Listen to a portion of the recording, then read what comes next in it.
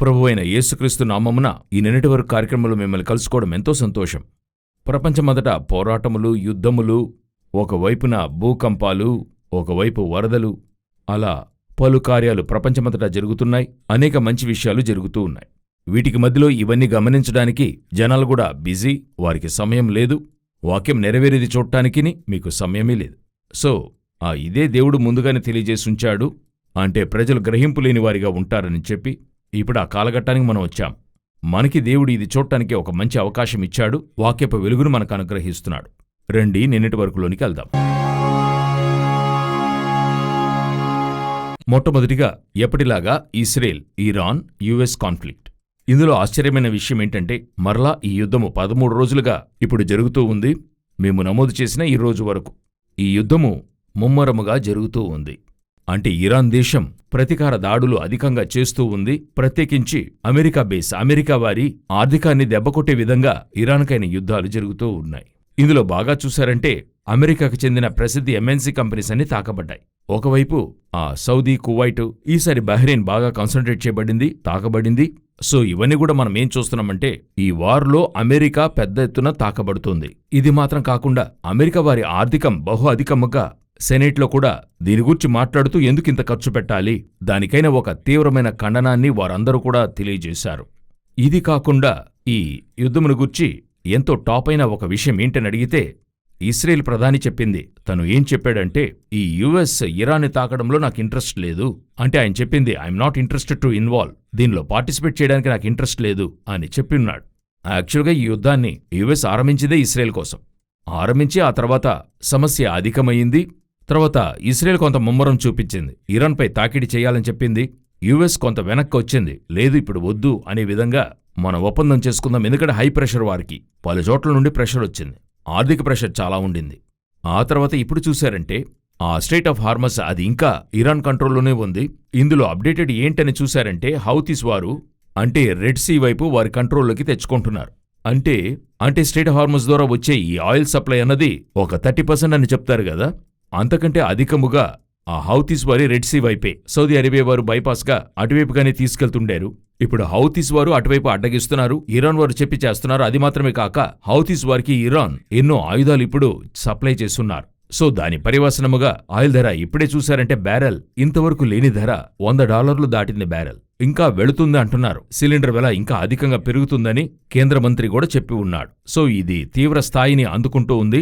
ఇందులో టాప్ నేను చెప్పినట్టు ఇస్రాయేల్ ఇందులో పాల్గొనలేదు. అంటే ఇరాన్ని తాకడంలో మాకు ఇంట్రెస్ట్ లేదు, వారు ఇటువైపు తాకిడి చేస్తున్నారు. మీరు బాగా గమనించారంటే గాజా ప్రాంతాన్ని తాకిడి చేస్తున్నారు. ముందుగా ఒక 12 మందిని చంపడమైంది, అది ఫుట్బాల్ ప్లేయర్స్. అయితే ఇస్రాయేల్ చెప్పింది లేదు, వారు మిలిటెంట్స్, వారినే మేం తాకామని చెప్తున్నారు. అయితే ఇది ఎక్కడో ఒక చోట ట్రిగర్ అయ్యే చోటికి వెళుతూ ఉంది. ఒకవైపు యుక్రెయిన్ ఒక గొప్ప తాకిడి రష్యా మీద చేసింది.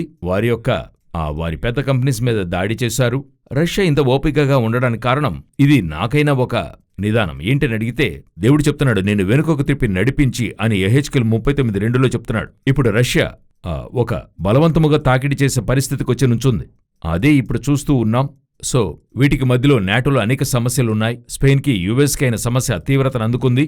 అందులో యూకే ఏం చేసిందని అడిగారంటే యుఎస్కి మద్దతు తెలిపింది. మా బేస్ని యూజ్ చేసుకోండి, we're in this war, US వారితో మేమున్నాము అని అనౌన్స్ చేశారు. ఎందుకు ఇది మీతో చెప్తున్నానంటే యెహెజ్కేలు 38:13లో తర్షీషు వర్తకులను అని ఉంటది. అది బ్రిటిష్ వారిని, యూకేని సూచించే ఒక మాట. వారు లోనికొచ్చి ఇన్వాల్వ్ అయి ఉన్నారు. సో మనము ఆ వాక్యములో చెప్పబడిన కాలఘట్టంలో ఉన్నామని చెప్పడానికి ఇవంతా ఒక విధంగా నిదర్శనమైన నిజాలు. మనం వీటి అప్డేట్స్ని ప్రభుచితమైతే రాకడాలసమైతే ఆ తర్వాత నిన్నటి వరకులో ఇది చూద్దాం. దీని తర్వాత మరొక ముఖ్యమైన విషయాన్ని మనం చూద్దాం. ఎల్నినో గురించి మనం ముందుగానే ఎంతో చెప్పున్నాం కదా. ఇది ఆగస్టులో తీవ్రతను అందుకుంటుందని చెప్పి ఉన్నారు. అంటే జూనే ఉన్నంతలో 5వది, చరిత్రలోనే 5వ డ్రైయెస్ట్ జూన్ అని చెప్పి ఉన్నారు. జూలై అంతకంటే పలు రెట్లు అని చెప్తున్నారు. ఇప్పుడు మీరు చూసినట్లయితే ఆగస్టులో తీవ్ర స్థాయి ఇంతకంటే వర్స్ట్గా ఉంటుందని అనౌన్స్ చేస్తున్నారు. ఇప్పటికే మనకి 39% వాటర్ లెవెల్ తగ్గింది అని చెప్తున్నారు. యూజువల్గా గత సంవత్సరం ఉన్నదానికంటే 39% వాటర్ లెవెల్ తగ్గిపోయిందని.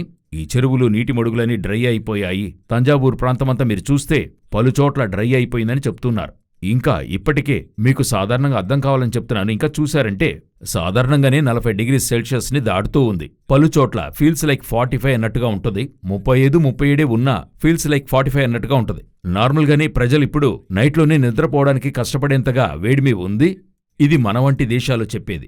ఇది కాకుండా గ్లోబల్ వార్మింగ్, తర్వాత వాతావరణ వేడిమి, ఇవన్నీ ఐరోపా, ఈ ప్రాంతాలన్నీ కూడా గొప్ప బాధింపు ఏర్పడింది. అది మనం చూశాం. అందులో ఈసారి ఏ దేశమని చూశారంటే జపాన్. దాదాపుగా 40 డిగ్రీ సెల్సియస్. వారు ఇటువంటిది చూసుండరు. ఫస్ట్ టైం జపాన్లో ఇలాగుంది. 40 డిగ్రీ సెల్సియస్గా నమోదయ్యింది. సో ప్రజలు తాళలేని వేడికి ఎక్స్పోజ్ అవుతున్నారు. ఇది పోయినసారి నేను చెప్పినట్టే ఇప్పుడు చెప్తున్నాను. ఇది ఓవరాల్ గ్లోబల్ వార్మింగ్. ప్రపంచమంతటా వేడిమికి ప్రపంచం వెళుతూ ఉంది. అంటే భూమి అన్నది అగ్నికి నిలవ చేయబడింది కదా, ఆ వేడి వైపుగా ముందుగానే 1 డిగ్రీ ఇంక్రీస్ అయింది. గ్లోబల్ వార్మింగ్ 1 డిగ్రీ ఇంక్రీస్ అయింది. అంటే ప్యారిస్ మీట్లో చెప్పింది 1.5. ఇది 1 డిగ్రీ పైన దాటింది. ఇంకా యుద్ధాలు జరుగుతూనే 2 డిగ్రీస్కి ఇంక్రీస్ అవుతుంది. సో మనము ఈ పేతురు 2వ పత్రిక 3వ అధ్యాయం 10-12 వైపు వెళ్తున్నాం. ప్రభు చెప్పిన వైపుకి వెళ్తున్నాం. అయితే ఇవన్నీ కూడా మీరు బాగా గమనించి చూశారంటే దేవుడు చెప్పిన ప్రవచనాల నెరవేర్పు వైపుగా వెడుతున్నాం. అంటే ప్రవచనం మెత్తగా జరుగుతున్నాయని చెప్పడం లేదు. ముందుగానే దేవుడు ఇవన్నీ జరుగుతాయని ముందుగానే తెలియజేశాడు. ఒక హెచ్చరిక. ప్రవచనం అనేది ఎప్పుడూ మనల్ని కాపాడటానికి ఇవ్వబడే హెచ్చరిక. భయపెట్టడానికో లేక దేవుడు తన్ను దేవునిగా నిరూపించడానికైన ప్రవచనము కాదు. దేవుడు ఈ విధంగా నిరూపించడానికి అవసరం లేదు. ప్రజల్ని కాపాడాలనేది దేవుని ఆలోచన. నినివే ప్రజలకు ఎందుకు ముందుగా తెలియజేయబడింది? వారిని రక్షించడానికి. ఎందుకు ఆహాబుకి ముందుగా చెప్పబడింది? వారిని అక్కడ రక్షించడానికే. అదేవిధంగా ఇది కూడా ముందుగానే దేవుడు తెలియజేసి కాపాడటానికి ఇవన్నీ చెప్పుంచాడు. ఇప్పుడు అలాగే మాటకి మాట అట్లే 100% నెరవేరుతుంది. అయితే ఇది దాటి మేమిప్పుడు సమీపంలో నేను చెప్పేది ఈ కార్యక్రమం నమోదు చేయడానికి ముందు మాట్లాడుకున్నది అదే చివరి పాయింట్గా ఈ నిన్నటి వరకులో చెప్పాలనుకుంటున్నా. ఈ చివరి పాయింట్ ఏంటంటే, ఇన్ని విషయాలు జరుగుతున్నాయి కదా, ఇది లోకానికి వారు లోకానుసారంగా సీరియస్గా ఉన్నారు. గ్లోబల్ వార్మింగ్ కానివ్వండి, ఎల్నినో కానివ్వండి, వార్ కానివ్వండి, లేకపోతే ఎకానమీ కానివ్వండి, వాళ్ళు చూస్తే అంత కాన్షియస్గా డేటాస్ ఇస్తున్నారు. ఎంతోమంది పారిశ్రామికవేత్తలు మనం మోసమైన కండిషన్కి వెళ్తున్నాము, యుద్ధమును గురించి అది ఆపాలని మాట్లాడుతున్నారు. ఇలా అనేక విషయాలు చెప్తున్నారు. కానీ ఎక్కడైనా సంఘాలని గమనించారా? సంఘానికి వీటి గూర్చిన అక్కర ఏది కూడా లేనట్టు మీరు చూడగలరు. సంఘం అంటే I'm not pointing to any denomination or any churches. నేను చెప్పేది మన విశ్వాసులను గురించి చెప్తున్నాను. మనమెప్పుడు సంఘం అంటే విశ్వాసులను గురించే మాట్లాడుతున్నాం. అప్పుడు మనకి దీనికి ఎటువంటి ఒక అవేర్నెస్ ఉందని చూశారంటే, అంటే లోకానికి ఉండే అవేర్నెస్ కూడా ఇది లోకానికి తెలిపే మన దగ్గర లేదు. బైబిల్ చేతిలో ఉంచుకున్న మనకి లేదు.